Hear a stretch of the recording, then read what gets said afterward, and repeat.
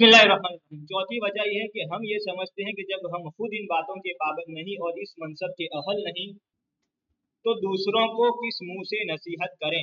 लेकिन ये नफ्स का शरीर धोखा है। जब एक काम करने का है और अल्लाह ताला की जानिब से हम उसके मामूर हैं तो फिर हमें उसमें पसो पेश की गुंजाइश नहीं। हमें खुदा का हुक्म समझकर काम शुरू कर देना चाहिए। फिर इंशाअल्लाह यही जद्दोजहद हमारी पुख्तगी, इस्तेहकाम और इस्तिकामत का बाइस होगी। और इसी तरह करते करते एक दिन तक़र्रुब खुदाबंदी की सआदत नसीब हो जाएगी।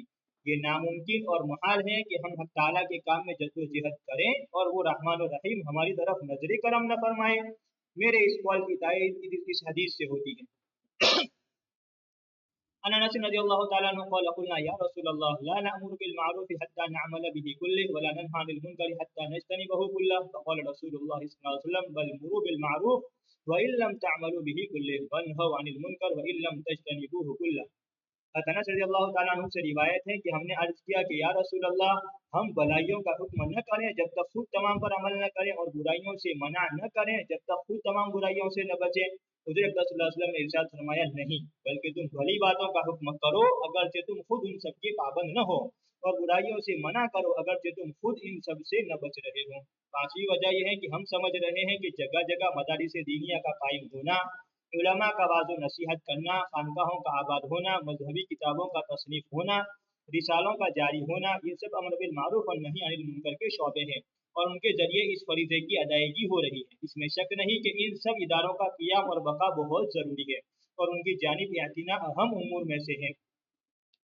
इसलिए कि दीन की जो कुछ थोड़ी बहुत झलक दिखाई दे रही है वो इन्हीं इदारों की मुबारक आसार है। लेकिन फिर भी अगर गौर से देखा जाए तो हमारी मौजूदा ज़रूरत के लिए ये इदारे काफ़ी नहीं और उन पर इक्तिफा करना हमारी खुली गलती है। इसलिए कि इन इदारों से हम उस वक्त मुंतफ़े हो सकते हैं, नफ़ा उठा सकते हैं, जब हमें दीन का शौक़ और तलब हो और मजहब की वक़ात और अज़मत हो।